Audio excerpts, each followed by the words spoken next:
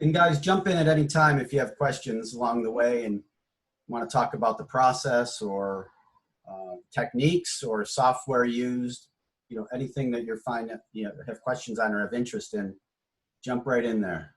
Now, I mean, this is like, as Eric said, as far as software used goes, this slide is actually a really great example of some diverse software usage.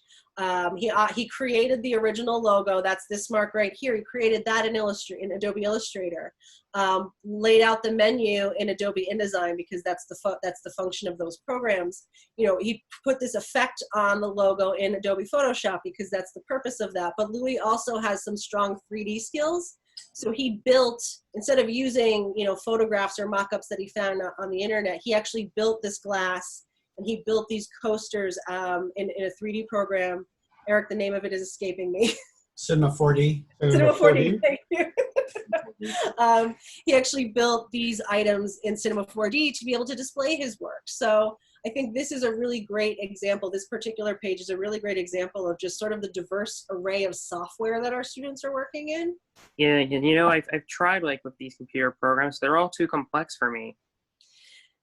I mean, sometimes it takes, the guided instruction through them because they are complex, especially some of the 3D ones. But, that's where the guided instruction can be really helpful because we can teach you software in a way that, tutorials obviously can't do. And many of our students are coming in without any experiences in the software or some of the techniques or theories. And that's really what we're doing, right? We're starting from the ground up in many ways to give you the skill sets you're looking for. For sure. This is an example of a magazine that Louis concepted and built, designed, and illustrated. So this was a class. This is actually for a class that I teach in editorial design. So we talk about designing with lots of words, with text, with copy, with paragraphs for both web and print. Who's Louis? What's that? Who's Louis? Louis is the student that all of the work that we're looking at right now is the work of one of our seniors who just graduated, Louis Brennan. So, so Louis illustrated the cover as well as did all of the layout for the different parts of the magazine. So you might be looking at this and going, boy, this looks like real professional work. So that when we're talking about Louis, you're like thinking he's a famous kind of person. But Louis is one of our students, and all these are his pieces recreated from, as you can see, Justice League and stuff that does exist. This is a page that Louis included from his internship. In design and in design school, we get to make all of these amazing projects and beautiful things. But sometimes when you do your internship, you make something that you're just really proud of, and it may not be the coolest or most interesting looking thing that's ever existed. But it was a really important project to do. And this is a live project. This website exists for this particular chiropractor. And what this did was this gave Louis the experience of working with a client, working with somebody who felt strongly about what they wanted something to look like, understanding that, functionality in this particular instance where that needs to supersede the aesthetics of the website, and developing and building an e-commerce site. I mean, these were all really valuable experiences that Louis gained with this particular job that you're looking at, but it doesn't necessarily look like the coolest thing in his portfolio. So that's a big reason why he included it in here, is just to show that, not everything he does has to have superheroes on it or has to be really, funky or cool. Sometimes it just needs to work properly, work well, be clear, easy to read, and easy to understand.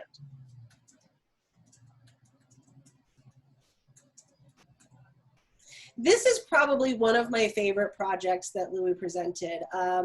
He and another student for one of their classes worked on character development for a fictitious video game called Blazing Revolt. So they did all of this research and they made up the concept of the video game. And what it is it's a fighting game that uses 4 characters from American folklore. So it's John Henry, Mike Fink, Rosie Bonavita, and Pecos Bill. So these were characters that this is character development that Louis and his work partner Seth made. So you can see over here on the left that they're sort of starting with the basic sketch, and then in the center here, sort of refining the face shapes and the planes a little bit, and then moving over here into the detail phase, and then finally jumping down here into a more sort of 3D modeled phase. And I think for me, at least, one of the biggest takeaways of this project, I think shows just how much work goes into the individual components of a game. I think everyone who's interested in game and designing games, you know, assumes that they're going to learn how to design video games and then go make their very own game from scratch, which is, you know, certainly possible. But, you know, something as deep dive into character development and research and, you know, what kind of clothes would they be wearing? What posture would they have? What would their face shapes be like based off of where in the country they, you know, or where in the world they're from? You know, are the body proportions, you know, over exaggerated? Are they realistic enough? What, you know, so I think, you know, this just shows how much work goes into those aspects of game design.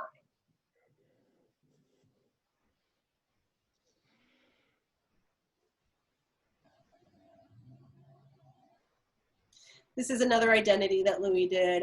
Again, exploring not only the design of the logo for this, you know, casino, but also exploring different ways to communicate it. When you look at the original logo that he created right here with the number 7, it's really effective, but, you know, on a billboard, when you're going 70 miles an hour, when you have a more horizontal space to work with than a vertical space, maybe it's not the best solution.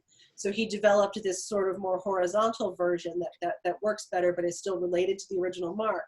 And these are sort of more sophisticated thoughts around brand and brand identity that you're working with roughly in like your junior and senior year. You know, obviously we're learning to create logos and we're learning to make things, but we're also thinking through how they manifest and what things that we can do in the design of these things that are going to make them really user-friendly and really effective in communicating to their audiences. And this is actually Louis' e-commerce site. He built his own e-commerce site because he had all of these wonderful illustrations that he's making and wanted to make them into t-shirts, so he did. So he created this e-commerce site that features all of his own original designs. He sells and maintains the shirts, and I think, again, not only is it a good experience in designing you know, the shirt art, it's also a really good experience in selling your work, creating an e-commerce site where you can sell things, and understanding what the value of the things that you make are.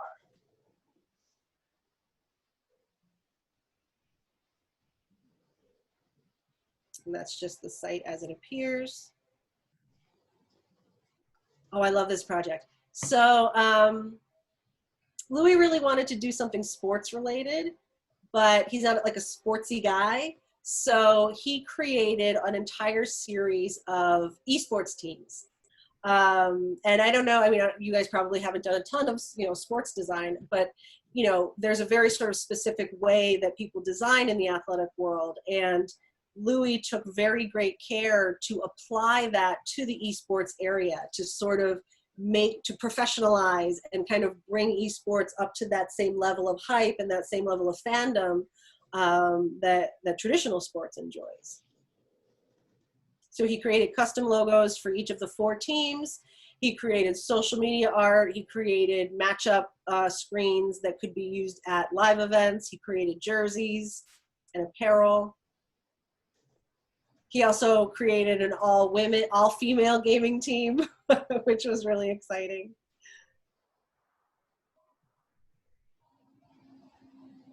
So that's our Louis. But I wanted to show you another portfolio that's perhaps a little bit more design focused. So Eric, Michaela or Danny, would you say? Well, guys, what do you think so far of what you saw from Louis' stuff? Well, I don't think my parents will ever let me do that. What, make stuff or play games or which? Well, they always restrict me. Oh. Yeah. Yeah. Yeah, like they always care about me. They're always worried. Yeah. No, that parents are like that sometimes. My parents went out for a while. and they trusted me to like normally my parents would be here if they weren't home then by this time. Right. Right. And Lauren, what do you think about, the types of things you've seen so far and how it applies maybe to what your interests are? I think that the uniforms he made were really cool. He applied it to something that he was involved in, but I'm more involved in sports, so I think I'd want to focus on like a specific sport maybe. Sure. Well, they're good, because then that answered our question as to where we go next. Now I know who to show you. Wait, one- So this one's really, really exciting. Danny also, so this is the portfolio for a man named Danny DeVito. Yes, that's an actual name. Not related, and certainly looks nothing like the Nothing like the real Danny DeVito. He's like 6'5" and really, really blonde. It's fine.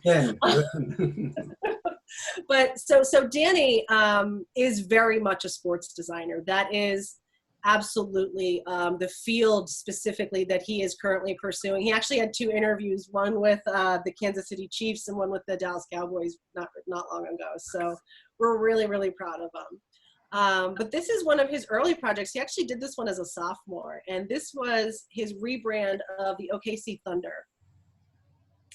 And this one actually, it saw a lot of success on platforms like Behance and on Twitter. But this was a really great exercise for Danny to look at a comprehensive redesign of a team. So you can see that in addition to just sort of doing the primary logo, which he did right here, he did a secondary and then a tertiary mark as well. And we can see how those are applied on all the sort of different things, because as we know, sports teams have a lot of different ways to show things. There's uniforms, there's courts, there's fan apparel, there's signage, there's, all kinds of promotional materials. So having a really broad, easy to use brand for someone like that is gonna be really important. And Danny did a pretty comprehensive job at that one. This one took him out of his comfort zone a little bit, because as I said, he is very sports focused and he's very good at it. So it's okay, but we really pushed him to diversify his work and to maybe show the range that he has and the skill that he has. So he created this, it's a bakery, like a specialty cake shop, like, the guy out in Maryland and all these people that are doing really cool cakes. And it's all sort of themed around the idea of the playing cards. So it's like this little cafe where you can go with your friends and have cake and play cards and it's like an alternative to going out to the bars. So it's an exercise in typography, color management, menu design, logo design. All of these things were sort of components of this project. This was a real big one, actually. This was retweeted by Barstool Sports last summer, so we were really excited for Danny for that one. But these are concept covers that he made for if Madden were to bring back the NCAA series of games. I think that's something from a fandom standpoint that people really want to see happen. So Danny took it upon himself to create these sort of concept covers of what that artwork might look like. And one of the cool things that he did was he managed to sort of unify the idea of the NCAA sports, but also acknowledging that there's a big diversity in the uniform that you wear for each sport, the person playing each of those sports, how much of their face is covered, versus does the uniform manifest a particular color for a particular school, blah, blah, blah.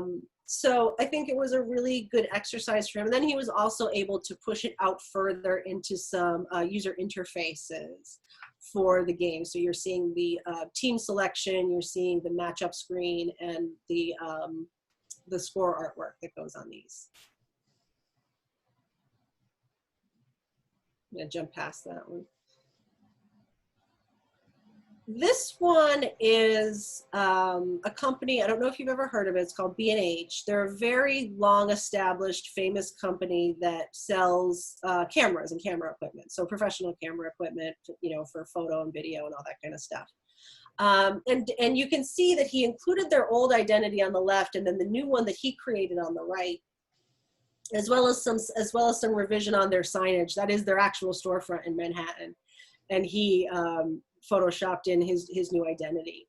And I think that you can see that he's managed to take something that was really long established and important and put his own interpretation on it, and make it sort of look a little bit more high end and a little bit more established, better reflecting the level of stuff that these people are selling. They're selling things that are very, very expensive. The other thing that he did was acknowledge the experience of receiving something in the mail. That's a really big thing now, right? There's a subscription box for everything. So the idea of receiving a package and opening the package, people even film it, they make videos about it. So that sort of opening experience and that receiving something from a mail order situation is different than it was 10 years ago. So by sort of acknowledging the design of the box and the design of the packaging and how you experience that action is a pretty sophisticated aspect of design to take on. Danny also did an internship for the Wilkes University's athletic department. And at the time that he and his partner Lamont were doing this internship, there was no athletic brand. The university was at a transition point in what their athletic logo looked like and what all the branded athletic materials were looking like. So they had a real opportunity to sort of establish the look and feel of the program. And one thing that they did was through their design, you can see here's, these are social media graphics. You can see that they really elevated the profile of the university's athletic program. I mean, as you guys know, we're a Division III school, which is, you know, wonderful, and sports are so incredible and important, but very few people are becoming pro athletes out of a Division III school. You play because you love it. But by you know, taking more consideration off of the photography that they were using and putting a little bit more thought and concern into the layouts and the design, they were able to sort of elevate the perception of the program, I think, into a school that, you know, you put these materials up against any Division I school, and they would look like they're very much on the same level playing field.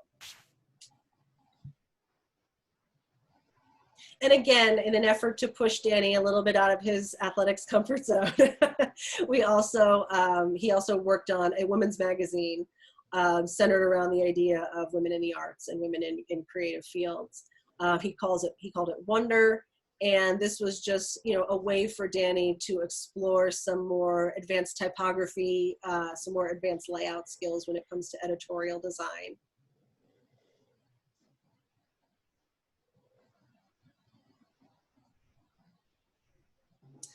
Danny also did an internship at the Washington Nationals out in DC. He's fortunate that he has family in the DC area, so he was able to go and live with them for the summer and go and work at this internship. And you know, some of the work that you're seeing here was as a result of his experience, but you know, it was a great experience for him to learn about what a national sports team creative department does and what they have to be concerned about, and you know, licensing and site graphics and, you know, timelines and all kinds of things that are important when you put this work into real context.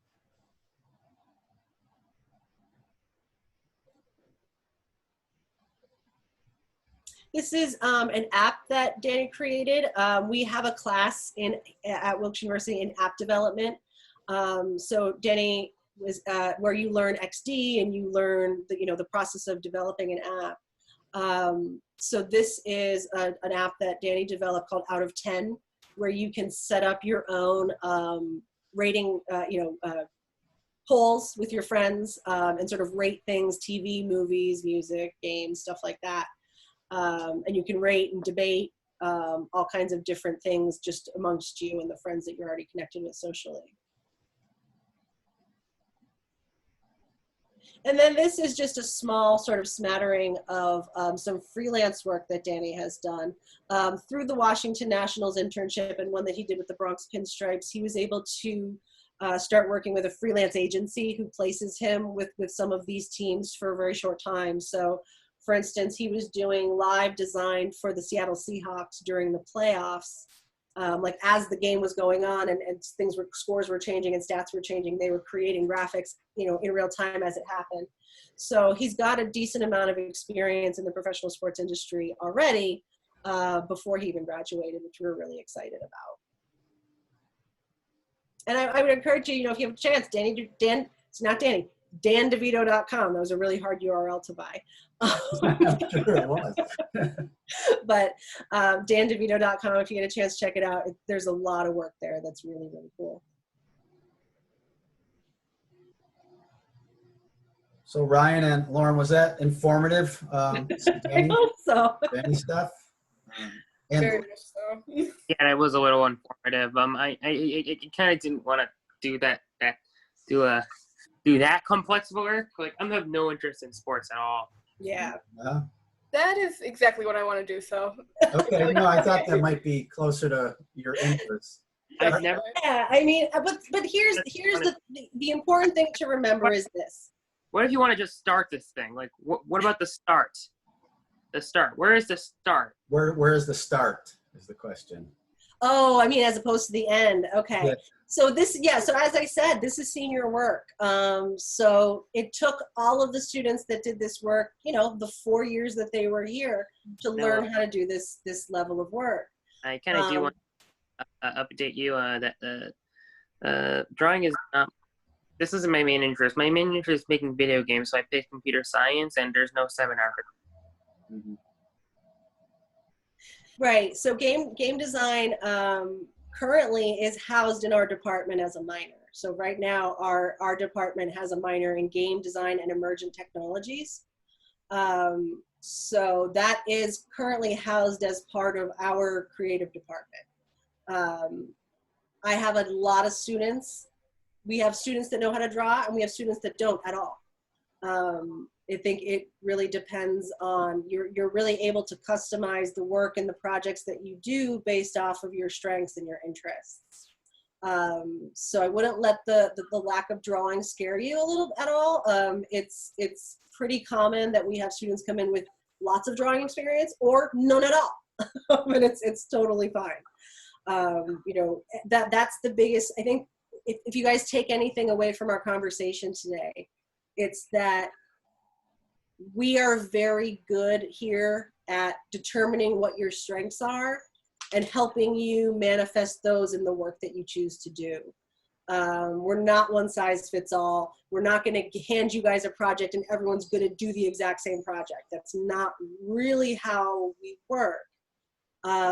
So it's really important that, you know, I think it's wonderful if you're able to connect to some of the things that we showed you today. I think it's really important that you can see yourself doing any one of the things that we've showed you today.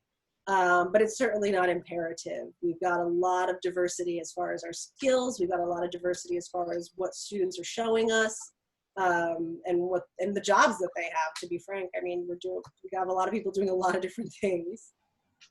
And as we saw today too, collaboration is certainly an opportunity. You know, some of the stuff that you saw from Louis and Seth did together, and we have other teams of students that are currently. We have one team of students that one is working on the art side and one's working on the programming side, and they put together in one of the project courses an interactive game based on both their skills.